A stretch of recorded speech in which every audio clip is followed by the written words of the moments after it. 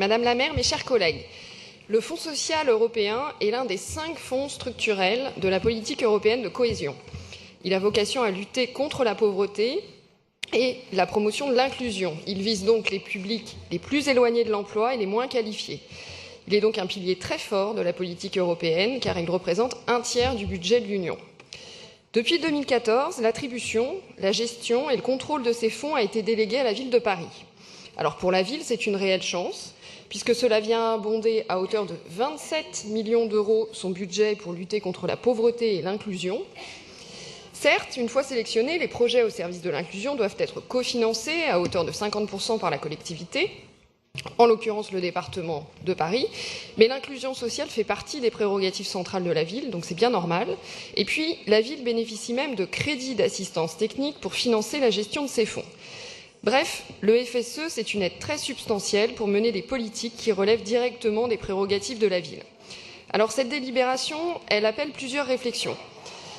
D'abord, on note un inquiétant retard d'exécution sur la première tranche d'un montant de 11 millions d'euros.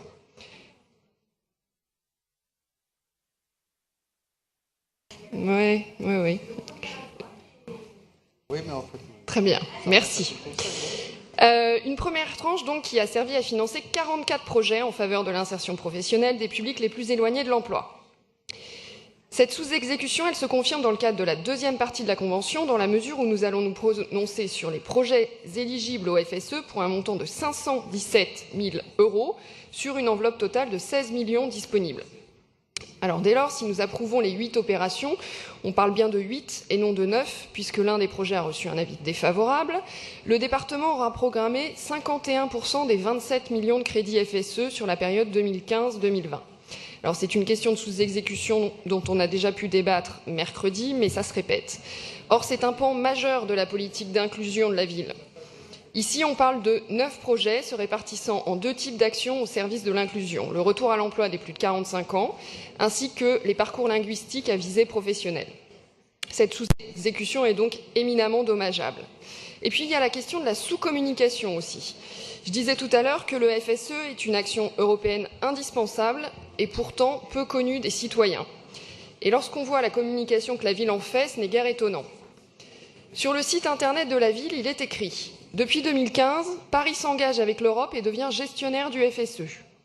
La collectivité parisienne lance régulièrement des appels à projets ouverts aux acteurs du territoire, participant aux politiques d'inclusion actives afin de lutter contre la pauvreté et d'améliorer les possibilités d'emploi. » Alors tout cela est vrai, évidemment, mais le rôle de l'Union européenne n'est absolument pas mentionné à la hauteur de ce qu'il doit être. On a donc le sentiment que Paris rend service. Bon, on parle quand même de 27 millions d'euros ainsi que de crédits d'assistance technique et on ne crédite en rien l'Union européenne. Et puis dans les conventions, aucune obligation n'est faite pour que les porteurs de projets fassent mention du soutien de l'Union européenne à travers du FSE. Alors on peut se plaindre quotidiennement que le sujet européen n'intéresse pas les citoyens, que l'Europe fasse figure de bouc émissaire, mais lorsqu'on voit comment des réalisations concrètes permises par l'Union européenne sont présentées, il ne faut pas trop s'étonner. On peut à échéance régulière s'élever contre le sentiment européen, mais c'est au quotidien que l'Europe agit à Paris, pour les Parisiens, sans que cela ne soit souligné et encore moins valorisé. Voici donc une réalisation concrète, tangible, au service des Parisiens, qui ne le sauront pas, compte tenu de la manière dont les choses sont dites, et surtout mal dites. Donc sous-exécution des crédits, communication défaillante, la ville de Paris ne joue définitivement pas le jeu du FSE. Je vous remercie.